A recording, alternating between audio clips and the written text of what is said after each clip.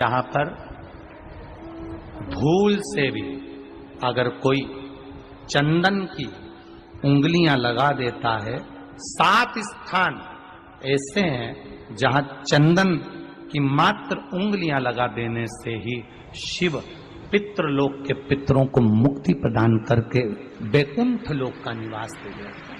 7 स्थान।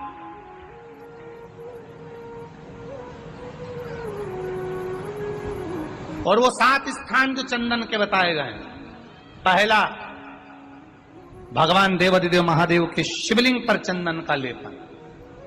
समझ लेना जरा बहुत अच्छे से।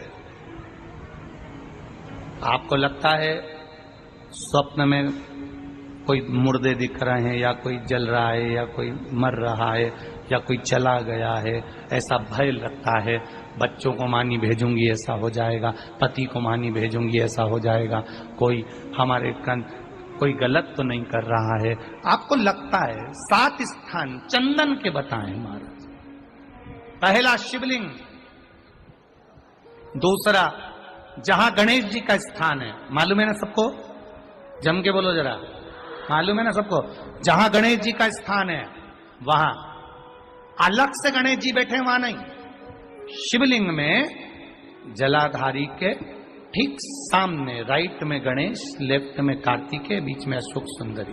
तो पहला चंदन बाबा के शिवलिंग पर, दूसरा गणेश जी पर चंदन की उंगली, तीसरा षडानंद कार्तिकेय पर चंदन की उंगली, चौथा अशोक सुंदरी पर चंदन की उंगली, पांचवा जलाधारी पर चंदन की उंगली, छठा जो शिवलिंग का जल बह रहा है इसके ठीक विपरीत की ओर चंदन की उंगली, और 7वां चंदन नंदी के मस्तक के ऊपर जो 2 सींग लगे रहते हैं उस पर चंदन की उंगली। ये कब लगाई जाती है?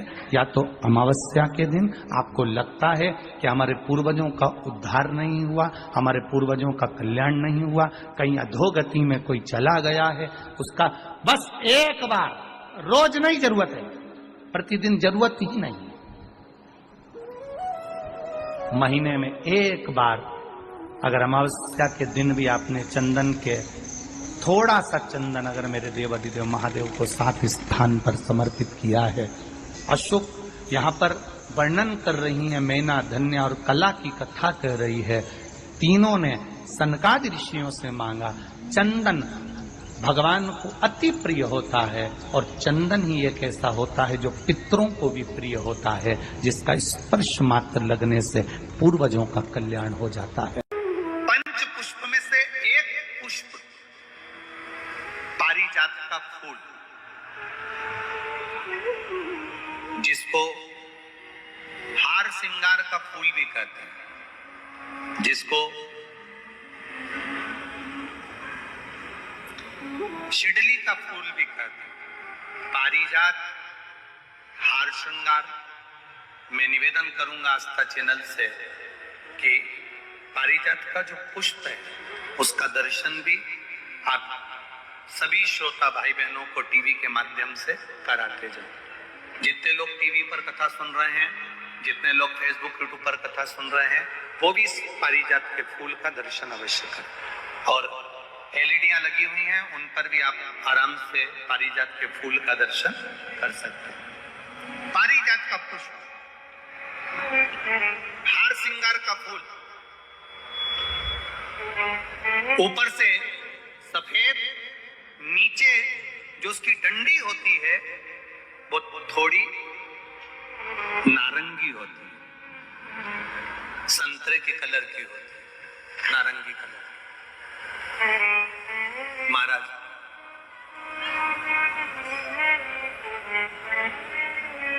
रात्रि में खिलने वाला ये फूल,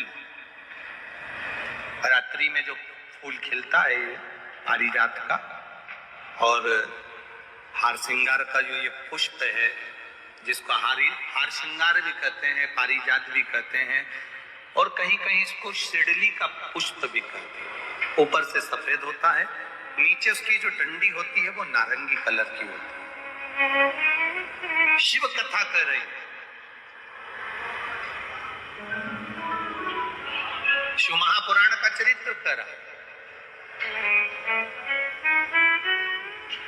जिस समय पर संतान की प्राप्ति नहीं होती या किसी कारण से हमारे यहां वंश की वृद्धि नहीं होती, तब देवाधिदेव महादेव की आराधना पारिजात के फूल से करी जाती है। अब उस पुष्प को चढ़ाने का एक तरीका है, जरा ध्यान दीजिएगा। पंच पुष्प शिव महापुराण की कथा आप लोग सुनने के लिए बैठे हो, बड़ी आस लगाकर बैठे हो, उसको समझिए। पारिजात का जो फूल शिव जी को चढ़ता है, भगवान देवाधिदेव महादेव को चढ़ता है, जैसे ये शिवलिंग है, मान लो ये शंकर भगवान का शिवलिंग है, ये जलाधारी है, ये जल नीचे गिरने का स्थान। आप लोगों ने पहले कथा सुनी है ना सबने, आपको सबको मालूम होगा। राइट में गणेश जी का स्थान, लेफ्ट में कार्तिकेय का स्थान, बीच में अशोक सुंदरी की जगह। जहां पर ये शिवलिंग रखा है वो माता पार्वती जी का हस्त कमल है। शिवलिंग के रूप में, शंकर भगवान के रूप में ये शिवलिंग है। ऊपर से जो एक एक बूंद जलाधारी नीचे गिरती है वो शंकर भगवान की 5 लड़कियां, जया, विषहरा, शामली बारी, दौतली और देव, ये शंकर जी की 5 बेटियां हैं। वंश वृद्धि के लिए, कार्य सिद्धि के लिए, वैभव प्राप्ति के लिए या अपने हृदय की सुख समृद्धि के लिए, संतान प्राप्ति के लिए पारिजात हार श्रृंगार के फूल की शिव जी को आराधना होती है। हार श्रृंगार का जो पुष्प होता है, अशोक सुंदरी वाली जगह पर हम पारिजात के पुष्प को समर्पित करते हैं। उसकी डंडी का जो मुख है वो शिवलिंग की ओर होता है जब अपन अशोक सुंदरी पर चढ़ाते हैं, और फूल का मुख इधर होता है। वापिस उसी पारिजात के पुष्प को उठाकर हम माता पार्वती जी के हस्त कमल पर, जो गोल हस्त कमल है, वहां समर्पित करते हैं। उस जगह पर माता पार्वती जी की ओर से जो पुष्प समर्पित किया जाता है, उसकी डंडी पारिजात की हमारी ओर होती है, पुष्प का मुख महादेव की ओर होता है। तीसरी जगह, जब हम पारिजात के पुष्प को अशोक सुंदरी पे से उठाकर जगत जननी के हस्त कमल पर रखते हैं, हस्त कमल पे से उठाकर देवाधिदेव महादेव के शिवलिंग पर रखते हैं, उस समय पर पारिजात के पुष्प की डंडी शिवलिंग के ऊपर होती है और फूल का मुख अपनी ओर होता है। इस जगह पर पारिजात के पुष्प की डंडी के केसर से ही महादेव को त्रिपुंड लगाया जाता है और महादेव से प्रार्थना करी जाती है। अब पारिजात के फूल का केसर कैसे बनाना है वो भी एक बार आप लोग अच्छे से समझे। जैसे मान लो अभी पारिजात का तो फूल यहाँ पर नहीं है, पर आप टीवी पर दर्शन कर रहे होंगे।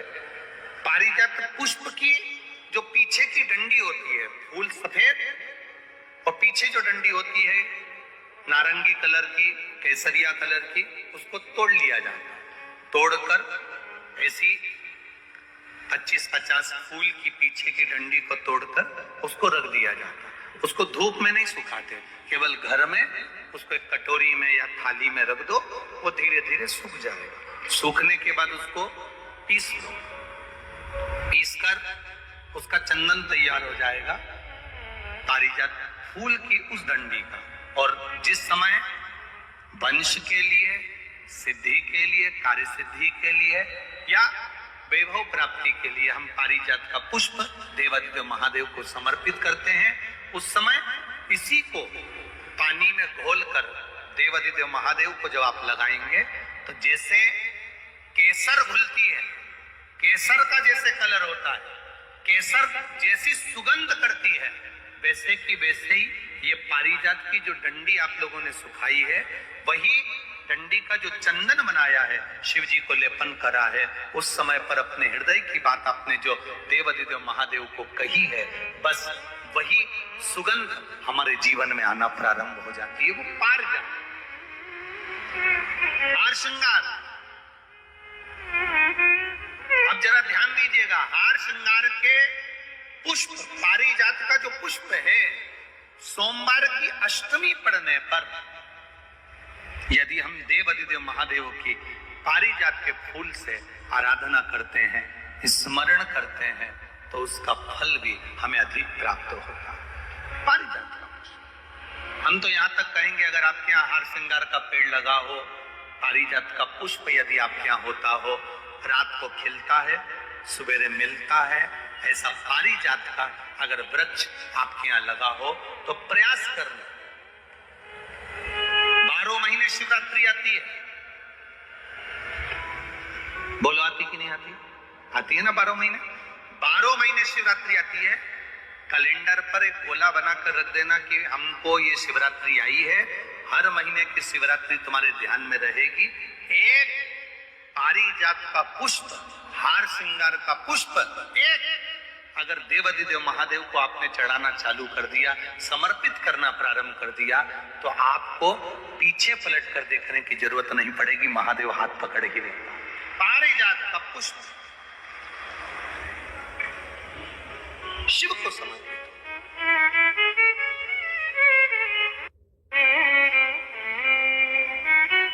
सफेद कलर का पुष्प है, आप टीवी पर दर्शन कर रहे होंगे। केसरिया कलर की, नारंगी कलर की उसकी डंडी है, भगवान शिव को समर्पित। अर्घ्य,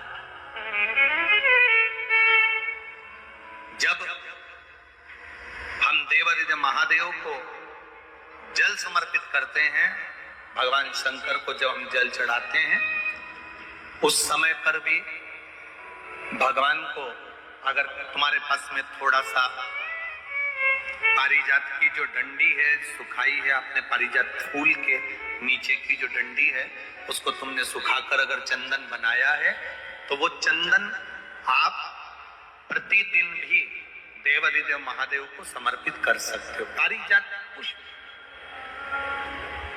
एक बात और हमारे स्मरण में रहे,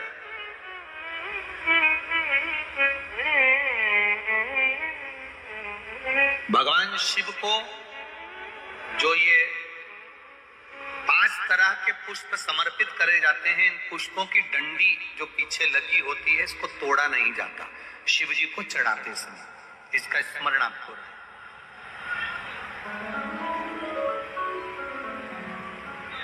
3 शिवालय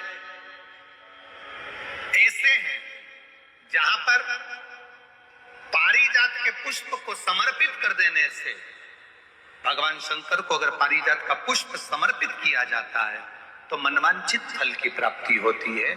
पहला, मां नर्मदा से निकला हुआ कंकर नर्मदेश्वर महादेव। अगर कहीं नर्मदा जी के कंकर से शिवलिंग बना हुआ है तो मां नर्मदा के शिवलिंग पर पारिजात का पुष्प समर्पित होता है। दूसरा, जो शिवालय एकांत में हो, एकांतेश्वर महादेव जो एकांत में बैठे हो, भले ओटले पर बैठे हो, अकेले बैठे हो, एकांत में बैठे हो, वो एकांतेश्वर महादेव पर भी पारिजात का पुष्प समर्पित कर देने से, अगर कोई अदालत का कोर्ट केस होता है तो बाबा देवाधिदेव महादेव का मात्र पारिजात पुष्प का स्मरण या उसको समर्पित कर देने से भी फल की प्राप्ति होती है। तीसरा, ऐसा शिवालय जो नदी के तट पर हो, सरोवर के तट पर हो, कुंड के तट पर हो, बावड़ी के तट पर हो, कुएं के तट पर हो। आप सब लोग तो ग्रामीण क्षेत्र के निवासी हैं और जितने लोग भी कथा सुन रहे हैं आस्था चैनल पर, फेसबुक, यूट्यूब पर, सबके स्मरण में होगा, पहले हमारे जो पूर्वज होते थे वो कुआं बावड़ी के पास में शंकर जी का शिवलिंग रख देते थे। ध्यान में होगा, जिसको स्मरण में होगा उसको मालूम होगा। शिवलिंग लाते थे और जहां कुआं होता था, बावड़ी होता था, तालाब होता था, नदी होती थी, उसके तट पर, उसके पास में शिवलिंग रख देते। कारण क्या है? किसी जलाशय, कुआं, बावड़ी, तालाब, नदी, सरोवर, इसके पास में जो शिवलिंग होता है, उस शिवलिंग को बहुत सिद्ध करने की जरूरत नहीं होती। स्वयं गंगा मैया उस कुंड बावड़ी के रूप में रहकर शिवलिंग को सिद्ध कर देती है और वहां स्वयं विराजमान हो जाती है। वहां पर भी ये हार श्रृंगार पारिजात का पुष्प शिव को समर्पित किया गया। 3 जगह ऐसी है जहां कभी मौका मिल जाए और तुम्हारे पास में पारिजात का फूल हो और कहीं तुम्हें मिल गया, तुमने आज्ञा ले ली हम ये पुष्प ले लें, वही व्रत श्रेष्ठता से कर पाती है। व्रत की श्रेष्ठता उसमें अपने आप आ जाती है। अगर उसके साथ में अगर पितरों की कृपा है, तो पूर्वजों का अगर आशीर्वाद है, तो व्रत वो अच्छे से कर सकेगी।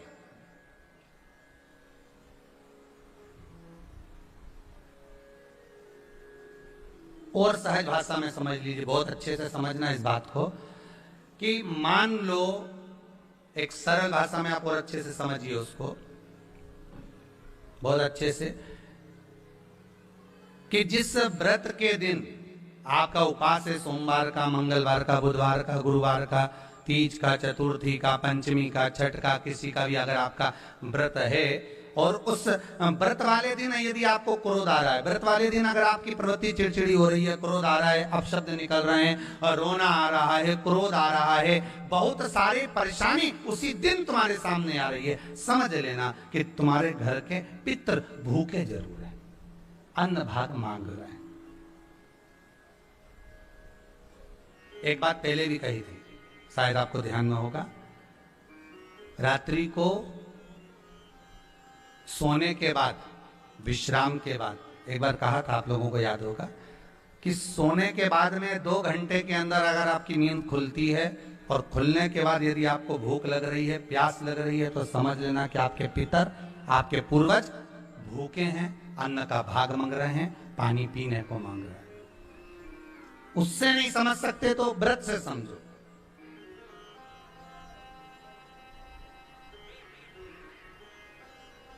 व्रत से समझ। मान लो आपने व्रत किया और आपकी प्रवृत्ति चिड़चिड़ हो रही है, क्रोध आ रहा है, अपशब्द निकल रहे हैं, ताने निकल रहे हैं, या कोई कुछ कहकर चले गया और आपकी आंखों में अश्रु भर रहे हैं, आपकी आंखों में आंसू आ रहे हैं, तो वो श्रेष्ठ व्रत नहीं हो सकता, उसमें दुख है।